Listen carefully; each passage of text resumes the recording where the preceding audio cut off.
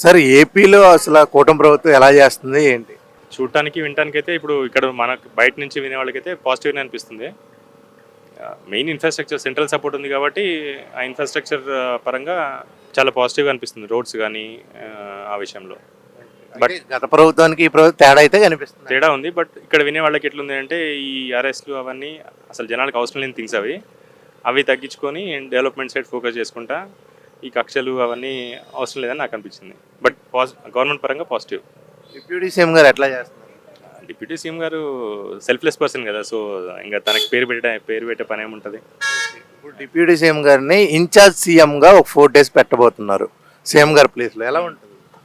ఆబ్వియస్గా డెఫినెట్గా ఇప్పుడు పవన్ కళ్యాణ్ గారికి ఒక చిన్న టాస్క్ లాగా అండ్ ప్రూవింగ్ పాయింట్ అది. సో డెఫినెట్గా ఎక్స్పెక్టేషన్ కంటే చాలా ముందుకు వెళ్తారు తను.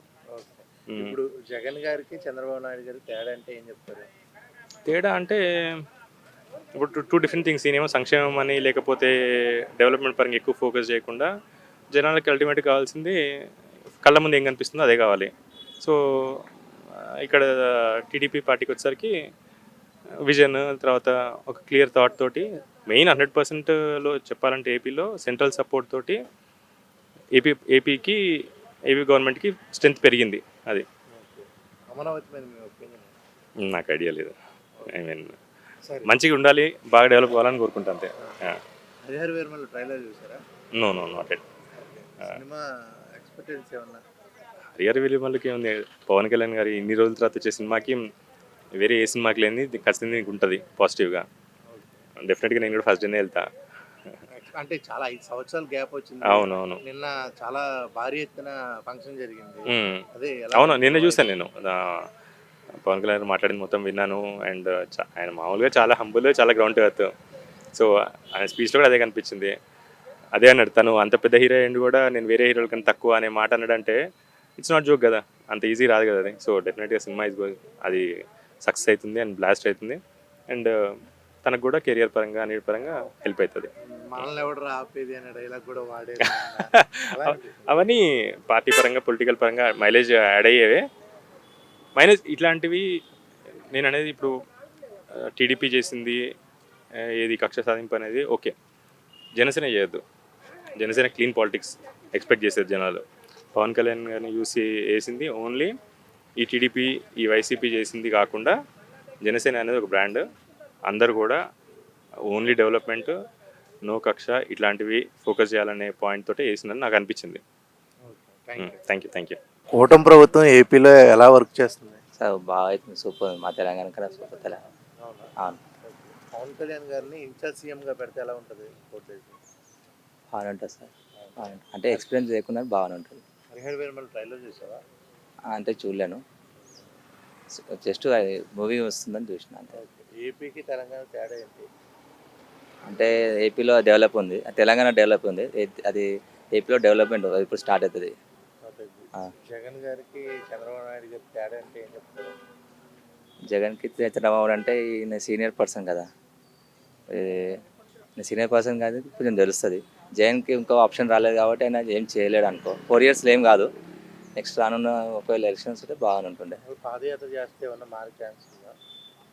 మార్పు అనేది చెప్పలేమా, అది విషయం చెప్పలేము. సీనియరే ఆయననే.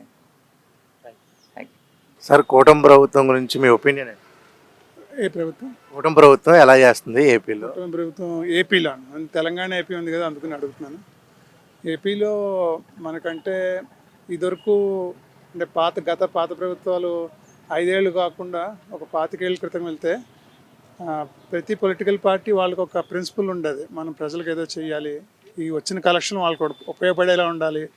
ఆ సిద్ధాంతం చాలా రోజుల క్రితమే పోయింది. ప్రతి పొలిటికల్ పార్టీ వాళ్ళ స్వప్రయోజనాల కోసమే పనిచేస్తున్నారు, వాళ్ళ ఫ్యామిలీ కోసం కానీ లేకపోతే వాళ్ళకున్న చుట్టాలు బంధువులు వీళ్ళ కోసం వర్క్ చేస్తున్నారు. కానీ ప్రజల కోసం వర్క్ చేయడం ఎప్పుడో మర్చిపోయారు.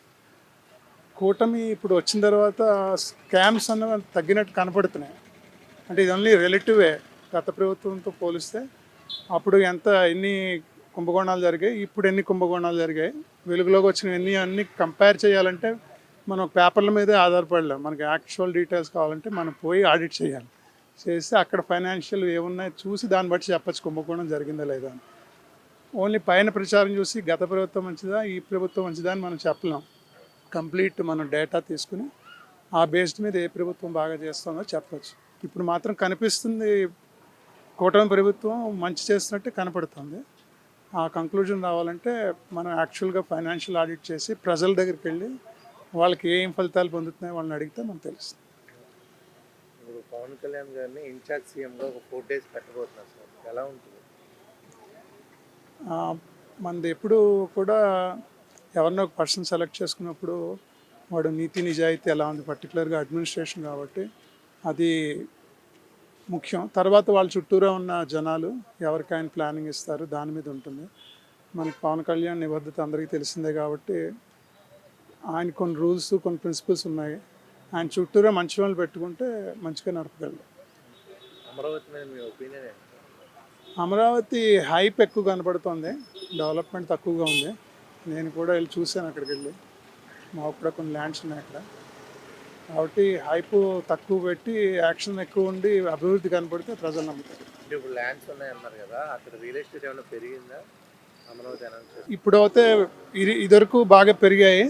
గత లాస్ట్ గవర్నమెంట్ అనౌన్స్మెంట్స్తో 3 చోట్లకి రాజధాని అన్నప్పుడు బాగా పడిపోయాయి. ప్రస్తుతం కూడా తగ్గే ఉన్నాయి, మళ్ళీ పెరుగుతాయని చెప్తున్నారు. ఓకే, మనకు నచ్చిన వాళ్ళని రెడ్ బుక్లో పెట్టి వాళ్ళ మీద కేసులు పెట్టడం. ఓకే, నిజమేనా, జరుగుతుందా?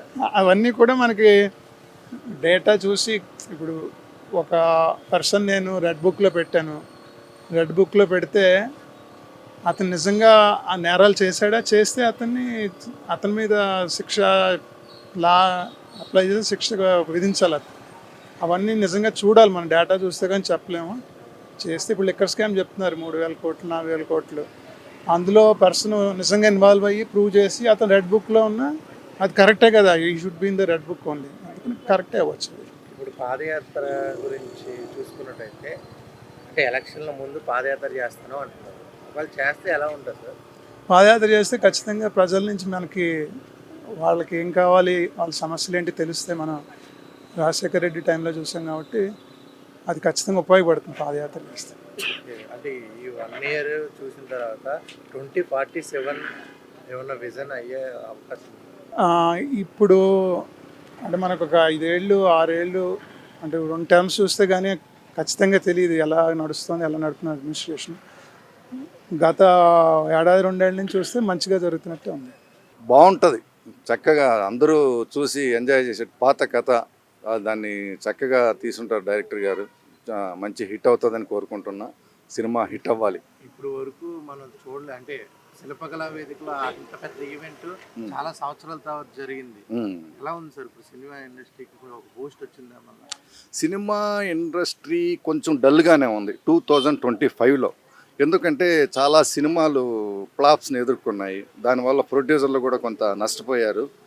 హరిహర వీరమల్లు మంచి హిట్ అయ్యి సినిమా నిర్మాతల్లో ఆశ కల్పించి వర్కర్స్కి మళ్ళీ సినిమాలు స్టార్ట్ చేస్తే వర్కర్స్కి పని కల్పించి మళ్ళీ బూస్టింగ్ వస్తుంది అనుకుంటున్నా.